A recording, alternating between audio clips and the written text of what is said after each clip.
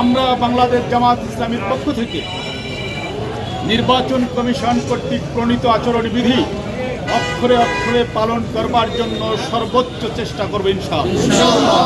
পাশাপাশি সকল প্রার্থী নির্বাচন আচরণবিধি মেনে চলবে বলে আমরা বিশ্বাস করি এবং আমরা আশা করি নির্বাচনী এই মাঠে সরকার, নির্বাচন কমিশন লেভেল প্লেইং ফিল্ড, সকলের জন্য সমান সুযোগ, সমতল ভূমি রক্ষা করবার জন্য তারা সচেষ্ট থাকবে। কিন্তু কিছু কিছু ক্ষেত্রে আমরা এখনও ভারসাম্যহীনতা লক্ষ্য করছি।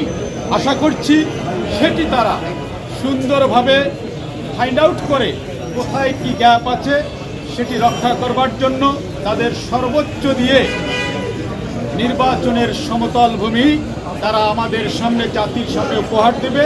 কারণ দীর্ঘদিন পর এদেশের জনগণ যে নির্বাচনের জন্য প্রত্যাশিত ছিল, সেই নির্বাচন আমাদের সামনে আসছে। আমরা চাই এদেশের জনগণ, শান্তিপ্রিয় মানুষ, তাদের মতামত স্বাধীনভাবে ব্যক্ত করবে নির্বাচনের মাধ্যমে। এজন্য একটি সুন্দর পরিবেশ দরকার। সেই সুন্দর পরিবেশ নির্বাচন কমিশন এবং সরকার দেবে বলে আমরা বিশ্বাস করি। ভাই, আপনারা তো ভোটের বিজয়ের ব্যাপারে শতভাগ আশাবাদ। আর আমরা এখান থেকে প্রচারণায় কোন কোন ব্যক্তির কাছে যাব, আমরা আবারও যাব।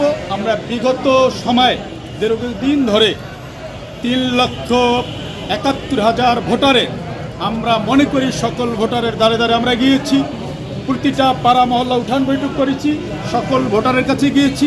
আবারও আমরা যাব সকল ভোটারকে নিয়েই তাদের মতামত আমাদের পক্ষে নেওয়ার জন্য। অতীতে কাজ করেছি, আগামীতে আমরা কাজ করব। আমরা আশাবাদী এই অঞ্চলের মানুষ পরিবর্তন চায়। সে পরিবর্তন এবার জামাত ইসলামীর হাত ধরে, দাঁড়িপাল্লার হাত ধরে আসবে ইনশাআল্লাহ। দিতাপূর্ণ হবে। এর মধ্য দিয়ে জনগণ তার বিবেককে কাজে লাগিয়ে বেটারটা বেছে নেবে ইনশাআল্লাহ।